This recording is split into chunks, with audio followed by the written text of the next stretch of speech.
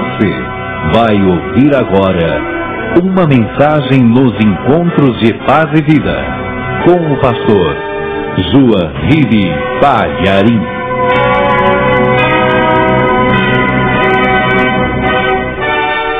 Livro de Êxodo, capítulo 25, versículo 8. Está escrito assim: E me farão um santuário e habitarei no meio deles. Amém? Aqui é Deus falando. Escute. E me farão um santuário e habitarei no meio deles. Deus falou isso daqui mais ou menos 1400 anos antes de Cristo. Então agora eu vou ler de novo o que Deus falou e você repete em seguida o que Deus disse, bem alto e bem forte. E me farão um santuário e habitarei no meio deles. Amém? Você crê na palavra de Deus? Você crê que Deus tem esse propósito de habitar no nosso meio? Amém? Então, desocupe as tuas mãos e faça o possível para dar a melhor salva de palmas que Campinas já deu para o Senhor Jesus. Tem que ser a melhor. Deus tem que olhar de lá de cima e falar: que barulho é esse lá em Campinas? E os anjos têm que dizer: é o teu povo de Campinas que está te aplaudindo, te glorificando. Isso, aplaude, aplaude, glorifica. Abre a tua boca, diga glória a Deus. Isso, aplaude mais ainda, dá glória, glória, glória. Senhor nosso Deus e nosso Pai, olha o teu povo te aplaudindo, olha o teu povo te glorificando. Eu sei que este louvor está entrando diante do teu trono. Recebe agora, ó Deus. E enquanto este louvor está ecoando no céu, vai derramando a tua bênção aqui na cidade de Campinas. Vai derramando a tua bênção aqui nessa igreja. Vai derramando a tua bênção sobre essa pessoa. E unge-nos agora para pregar a tua palavra. Unge a nossa boca, unge o nosso lábio e fale, ó Deus. Fale com cada vida aqui presente. Retira todo impedimento, tudo que se opõe à pregação da tua palavra. Agora, Deus, envia a tua voz, envia a tua palavra e que ela vá e produza o resultado para o qual está sendo mandada. Em nome do Senhor Jesus. Amém. Diga amém, Jesus. Oh, glória. Povo aqui de Campinas não é fácil não, hein? Estou sentindo o poder do Espírito Santo aqui. Quem está sentindo? Então vamos aplaudir mais um pouquinho esse nosso Deus. Isso, diga glória a Deus. Solte a voz, diga glória a Deus. Aleluia. Quem tiver lugar pode sentar. Veja que coisa interessante. Deus, no início, ia pessoalmente falar com Adão e Eva. Visitava-os diariamente na viração do dia, lá pelas 6 horas da tarde. Esse é o plano de Deus, habitar conosco. Deus não fez o jardim do Éden só para o homem e a mulher. Deus queria estar ali, participando todo dia, conversando todo dia, ouvindo todo dia. Mas você sabe, por causa do pecado da rebeldia, Deus sendo santo, Ele não podia ficar perto do homem. Porque o pecado que o homem tem, ele é consumido diante de Deus. Então, se eu tenho pecado e eu apareço diante de Deus que é santo, eu sou pulverizado junto com o pecado, porque a santidade de Deus consome o pecado e como o pecado está no pecador, o pecador morre. Então Deus, para proteger o pecador, a pecadora, se afastou. Se afastou. Mas não é esse o plano de Deus. Deus quer habitar conosco. Deus quer habitar no nosso meio. Muito bem.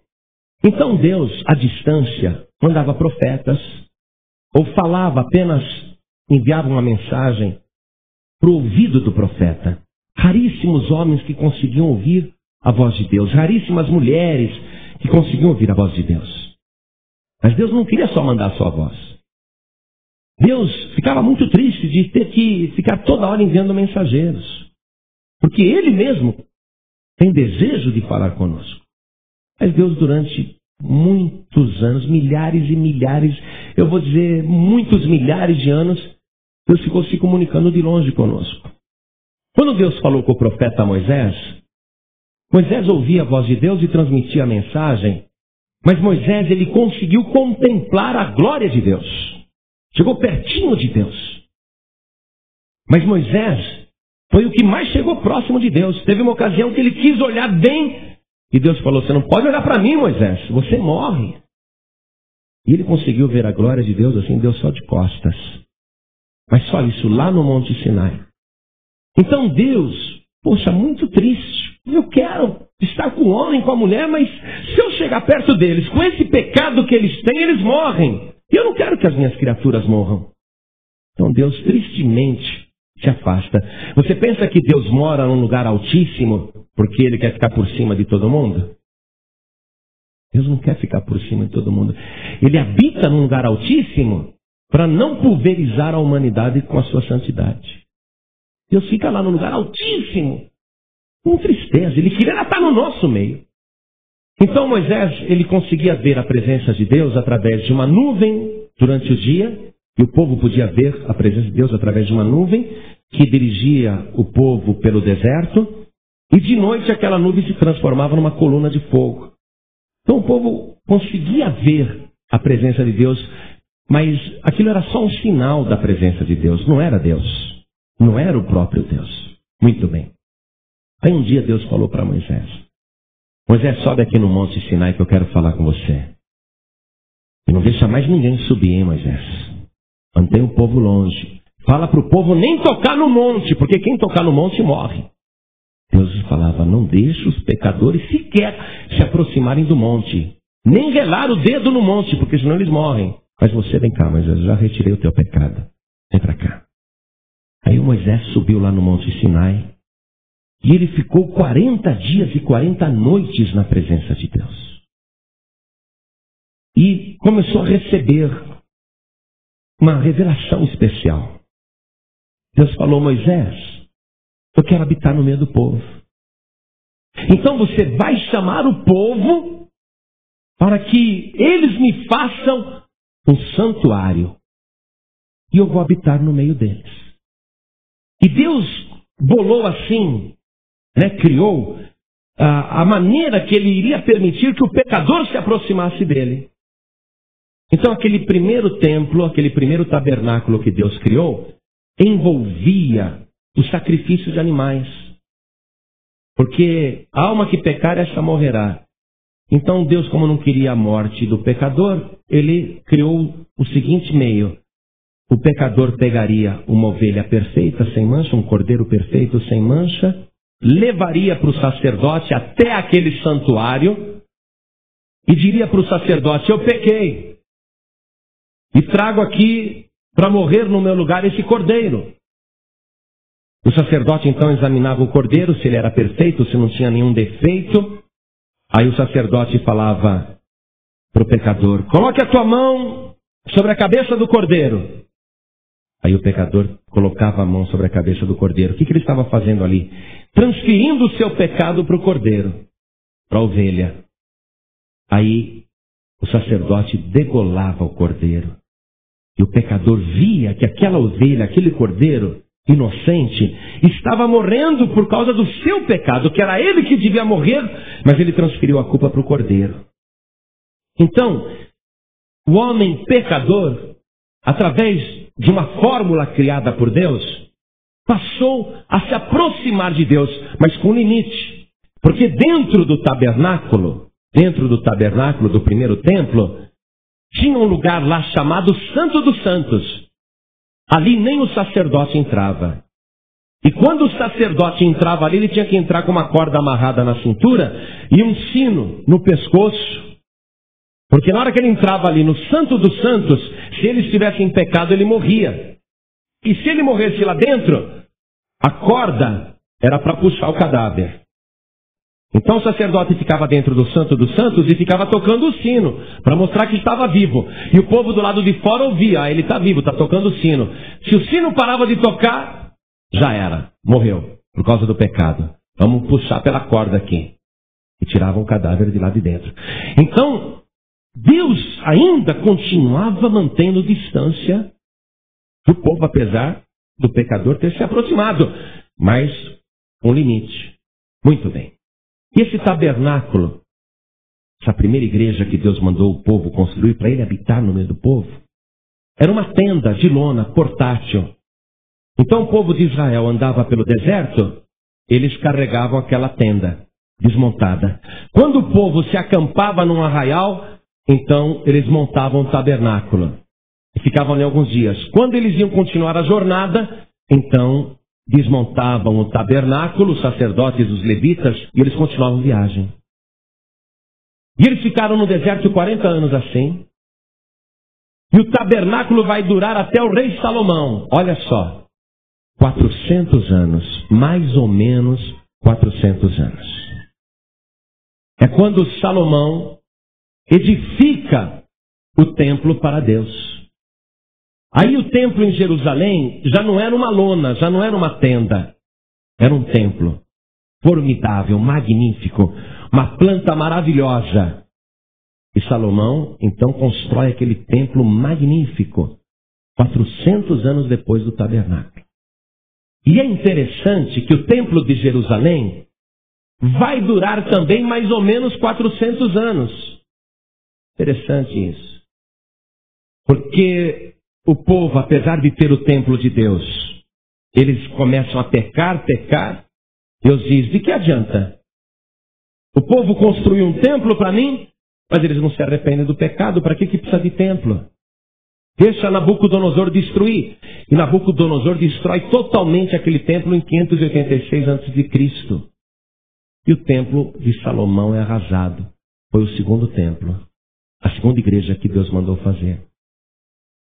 Mas passam 50 anos. O rei Ciro faz um decreto liberando para os judeus reconstruírem o templo de Jerusalém. E Esdras, junto com Neemias, vai para Jerusalém para reconstruir o templo. Então é o terceiro templo. E é feito. Só que não é mais aquele templo glorioso, bonito que Salomão tinha feito. É uma cópia acanhada, é minúsculo, sabe? É acanhadinho. Não tem aquela glória, aquela suntuosidade. É um templo pequeno. E esse templo pequeno vai durar também 400 anos. Até que surge Herodes o Grande, e ele, querendo agradar os judeus, ele passa a ampliar o templo, a reformar aquele pequeno templo, e ele faz ali praticamente o quarto templo. Ele demorou 42 anos, olha que interessante, reformando praticamente o mesmo tempo que o povo ficou peregrinando no deserto. Tanto é que os judeus disseram para Jesus, o quê? Você reedifica esse templo em 3 dias? Herodes demorou 42 anos para construir e você o levanta em 3 dias? Então, Herodes ali, ele faz o quarto templo para Deus. Suntuoso, é o templo que Jesus Cristo vai entrar. É o templo que Jesus chega e vê os vendedores e prepara o chicote e expulsa todo mundo. E 3 anos e meio depois ele faz outra purificação naquele templo. E os judeus chegam para ele e dizem assim, que sinal nos mostras para fazeres isso? E é quando Jesus responde lá, vamos conferir no Evangelho de João, no capítulo 2, versículo 18. Os judeus disseram-lhe, que sinal nos mostra para fazeres isso? Jesus respondeu e disse-lhes, derribai este templo e em 3 dias o levantarei. Disseram, pois, os judeus, em 46 anos foi edificado este templo e tu levantarás em 3 dias? Tinha falado 42 anos, foram 46. Aqui, ó. Em 46 anos foi edificado este templo e tu levantarás em 3 dias? Então veja só. Herodes, o Grande, demorou 46 anos para fazer o quarto templo. E agora Jesus vai mudar o conceito de templo. Preste atenção. Ao dar aquela resposta para os judeus, dizendo, derribai este templo e em 3 dias o reedificarei, ele está mudando o conceito de templo para Deus habitar no nosso meio. O Evangelho continua dizendo, no versículo 21, estou lendo João 2:21, mas ele falava do templo do seu corpo. O corpo de Jesus agora é o novo templo. Então Jesus inaugura o 5º templo. Preste atenção nisso. O corpo dele agora. Ele está falando, derribai esse templo e em 3 dias o levantarei. Ninguém entendeu quando ele falou isso. Versículo 22. Quando, pois, ressuscitou dos mortos, os seus discípulos lembraram-se de que lhes dissera isso e creram na Escritura e na palavra que Jesus tinha dito. Muito bem. Jesus mudou o conceito de templo. Deus habitando num corpo humano. O corpo de Jesus sendo esse novo templo.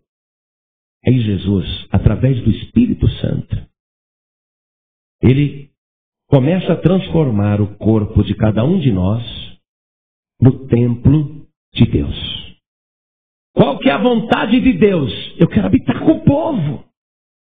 Eu quero habitar no meio dele. Qual foi a ordem de Deus para Moisés? Me faça um santuário para que eu habite no meio do povo. Mas o povo não conseguia chegar, nem o sacerdote conseguia chegar. Um ou outro chegava, mas com muito medo. Agora, Deus deu a ordem para Jesus. Me faça um santuário para que eu habite de verdade no meio do povo. Vai entendendo isso? Então Jesus morreu na cruz do Calvário. Se tem uma coisa que a gente pode agradecer para a Igreja Católica, é o seguinte. Eles ensinaram as pessoas que Jesus é o Cordeiro de Deus que tira o pecado do mundo. Não ensinaram? Tudo quanto é missa, repete, não é? Não é isso? Por que Jesus é o Cordeiro? Porque as pessoas não entendem. Olha só. Por que eu tenho que receber Jesus como meu Salvador? Um homem que morreu na cruz. Por que ele é o meu Salvador? Por que eu tenho que recebê-lo como Salvador? Porque Jesus é o Cordeiro de Deus que tira o pecado do mundo. Na época da primeira igreja, do primeiro tabernáculo, como é que o pecador conseguia chegar mais perto de Deus? Ele pegava um cordeiro sem defeito e sem mancha, um cordeiro perfeito, levava até o sacerdote e dizia, eu pequei contra Deus. O sacerdote falava, coloca a mão na cabeça do cordeiro. Aí sacrificava o cordeiro e o sangue daquele cordeiro inocente vertia e o cordeiro morria no lugar do pecador e o pecador ia para casa justificado. Mas por que o pecador ainda não podia entrar lá no Santo dos Santos? Porque o sangue que tinha sido derramado por ele era o sangue de uma ovelha, era o sangue de um cordeiro, era o sangue de um animal quadrúpede, era o sangue de um animal irracional, um animal que estava morrendo ali contra a sua vontade. Porque se você perguntasse para a ovelha, se ela tivesse entendimento para responder, se você perguntasse, ovelhinha, você quer morrer por esse pecador? A ovelhinha ia falar, eu não, eu vou dar no pé. Não tem nada a ver com o pecado dele. Mas Jesus, olha só, o cordeiro tinha que ser perfeito. Tem alguém mais perfeito que Jesus? O cordeiro não podia ter mancha. Tem alguma mancha no passado de Jesus? O cordeiro não podia ter nada que o desabonasse. E você não encontra nada na vida de Jesus para falar assim, olha, ele tinha um defeitinho assim. Você não acha nada, ele era perfeito. Ele viveu a vida inteira se guardando por tua causa sem nenhum pecado. Aí, voluntariamente, não foi ninguém que o prendeu e o obrigou a morrer na cruz. Porque quando os soldados vieram prendê-lo, os soldados perguntaram, quem é Jesus? Jesus falou, sou eu. Eles, puf, caíram no chão. Jesus falou para Pedro, Pedro, guarda a tua espada. Você acha que eu não podia orar agora e meu pai não me mandaria 12 legiões de anjos aqui? Ninguém prendeu Jesus. Ninguém obrigou Jesus a morrer na cruz. Jesus, ele veio para isso. Ele veio a este mundo, ele viveu a vida inteira sem nenhum pecado. Até os 33 anos e meio sem nenhum pecado. E quando chegou a hora dele se oferecer em sacrifício pela humanidade, ele foi voluntariamente. Não deu um grito de dor quando os pregos atravessaram seus pulsos e também os seus pés. Ele não deu um gemido, ele não reclamou nenhuma vez. Não blasfemou, não protestou, não xingou, não amaldiçoou, mas como um cordeiro mudo ele foi levado ao matadouro. E ele morreu ali voluntariamente, dizendo o seguinte: ninguém tira a minha vida. O diabo não tem poder para tirar minha vida. Pilatos não tem poder para tirar minha vida. César não tem poder para tirar minha vida. Herodes não tem poder para tirar minha vida. O inferno não tem poder para tirar minha vida. Eu espontaneamente dou a minha vida. Eu, de livre vontade, estou morrendo pela humanidade. E você sabe, no tabernáculo, o sacerdote tinha que fazer o sangue do cordeiro vazar até o fim, sabia disso? Quando o pecador levava uma ovelha lá e impunha a mão na ovelha e o sacerdote sacrificava o cordeirinho, ele tinha que tirar todo o sangue do cordeiro. E quando ele ia fazer o pedido para Deus perdoar o pecado da nação inteira, ele sacrificava um cordeiro às 9 horas da manhã, e sacrificava o outro cordeiro às 3 horas da tarde. No Antigo Testamento. Você sabe que hora que Jesus foi pregado na cruz? 9 horas da manhã. Na hora do sacrifício. E você sabe que hora que Jesus olhou para o céu e disse: está consumado?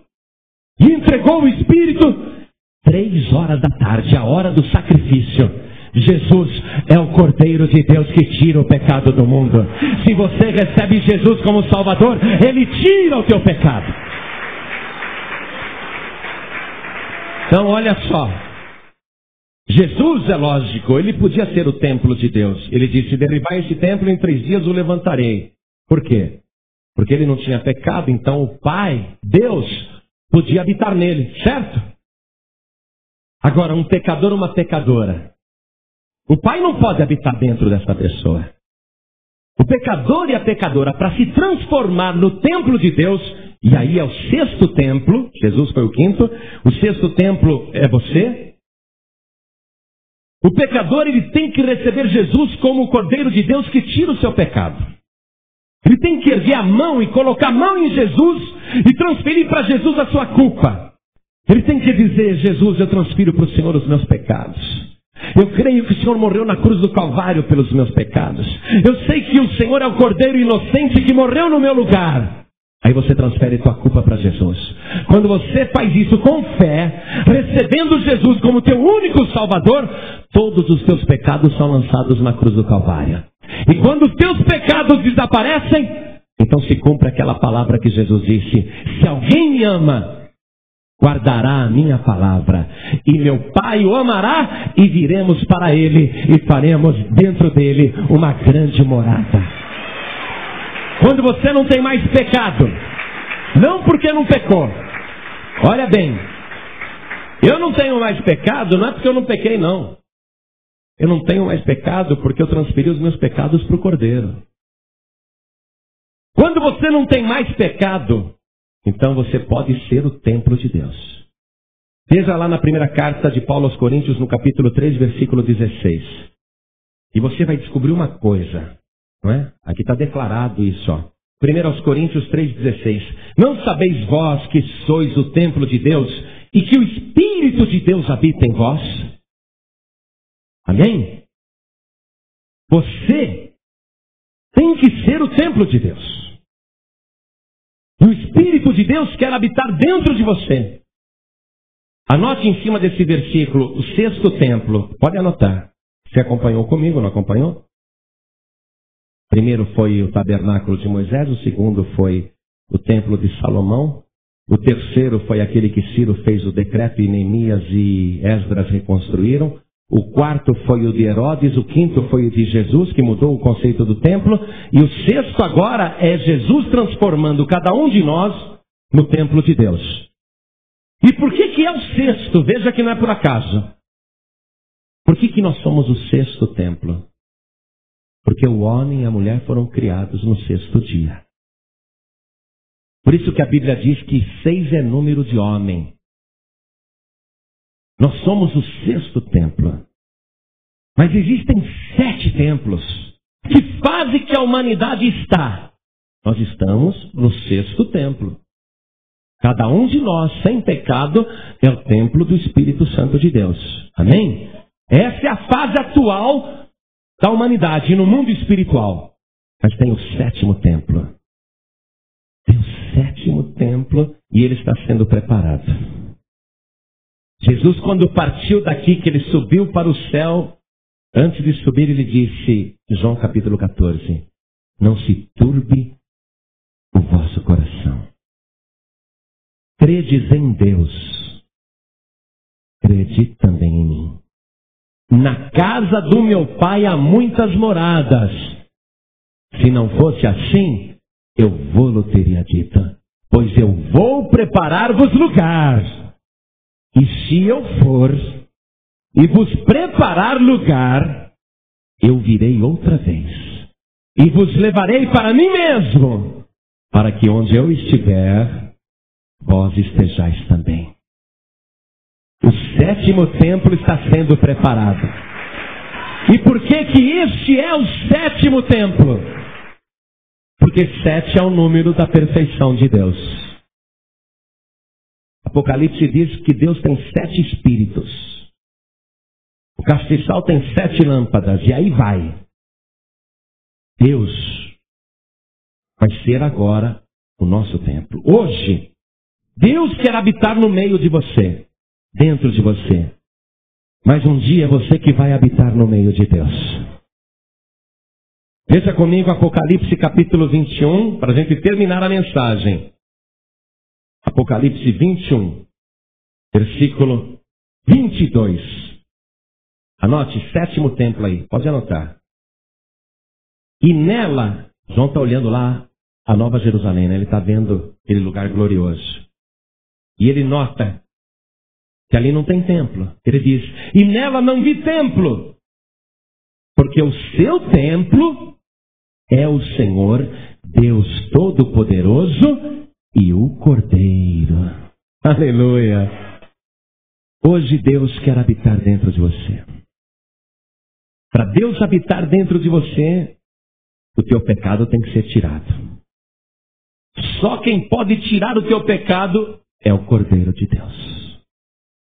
Então você tem que transferir o teu pecado para Jesus, para o sacrifício lá na cruz. Você sabe por quê?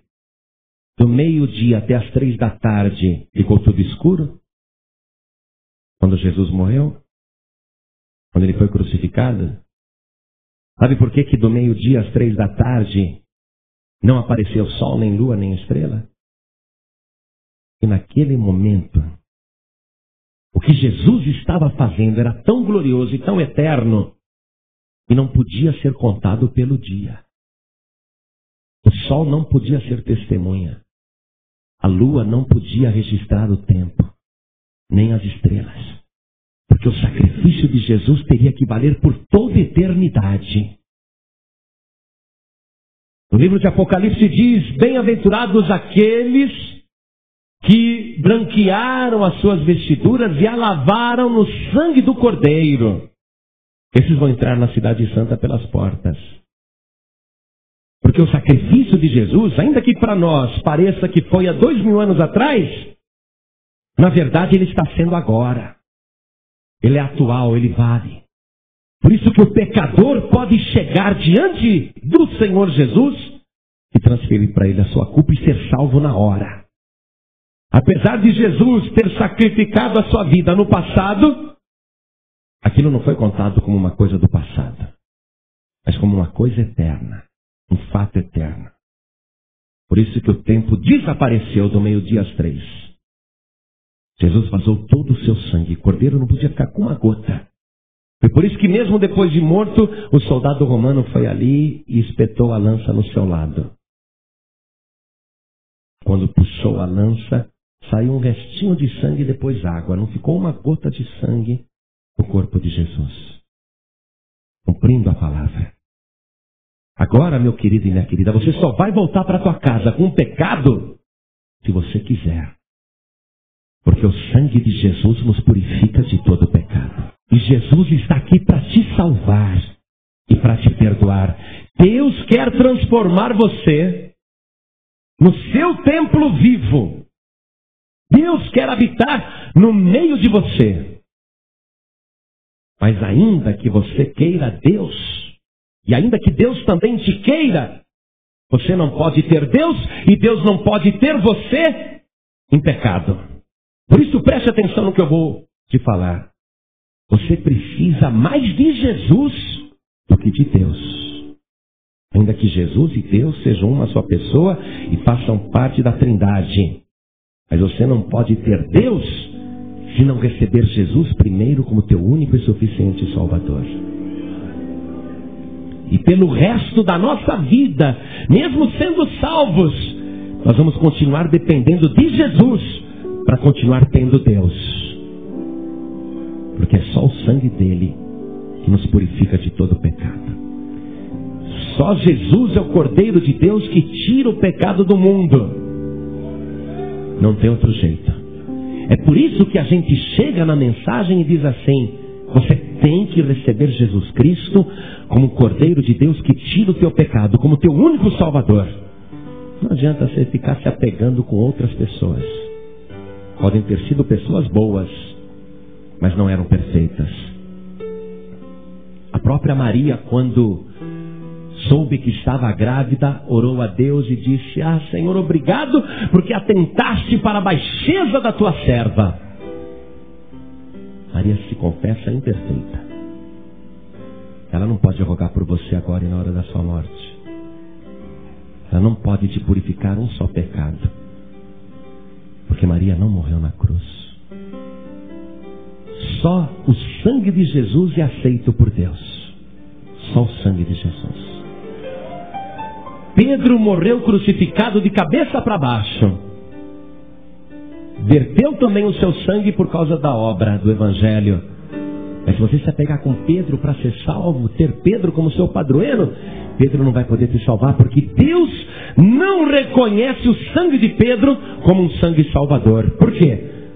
Porque Pedro, apesar de ter sido um grande homem de Deus, ele não era perfeito e tinha muitos defeitos.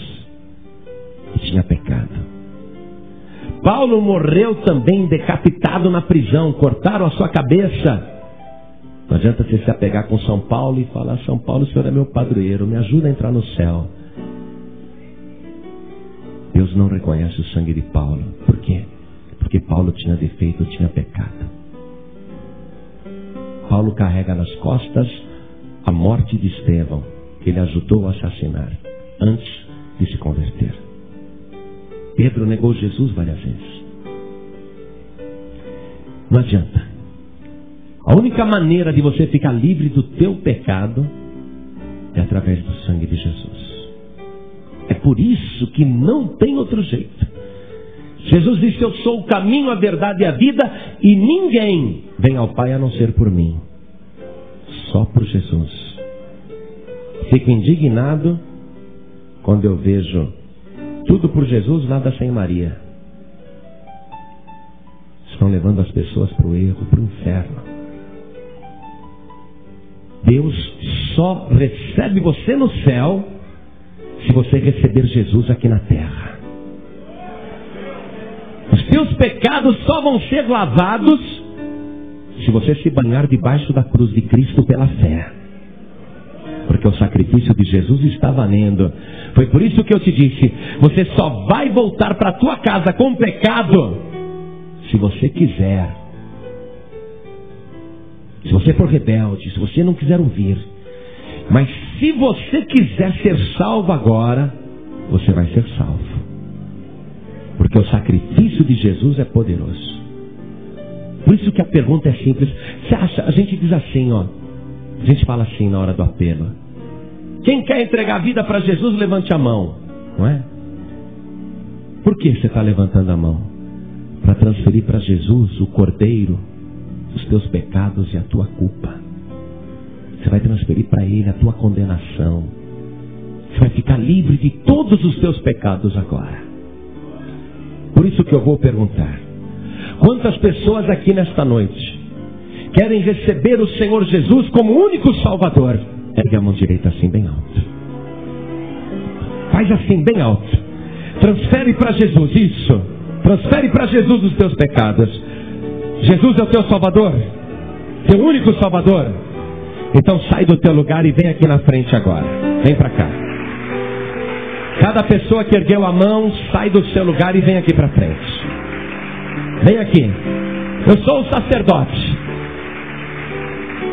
Eu sou o sacerdote. Traz os teus pecados aqui, junto com o Cordeiro. Oh, glória. Traz os teus pecados aqui, junto com o Cordeiro. Vem para cá. O sacerdote, ele tinha que examinar o Cordeiro para ver se não tinha defeito. E como sacerdote, eu já examinei o Cordeiro Jesus.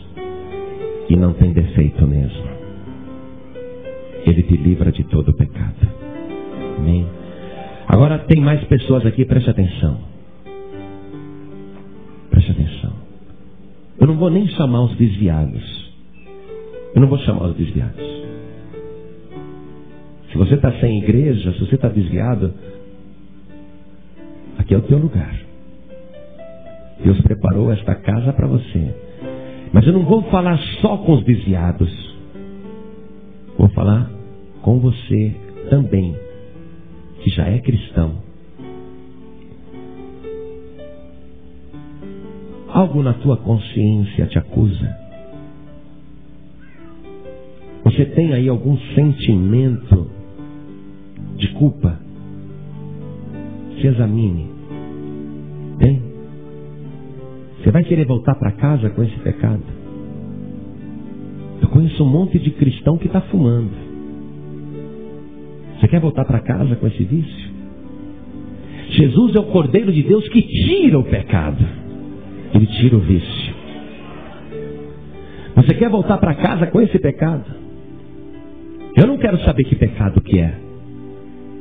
Não quero que você se confesse comigo. Mas você tem que se confessar com Deus.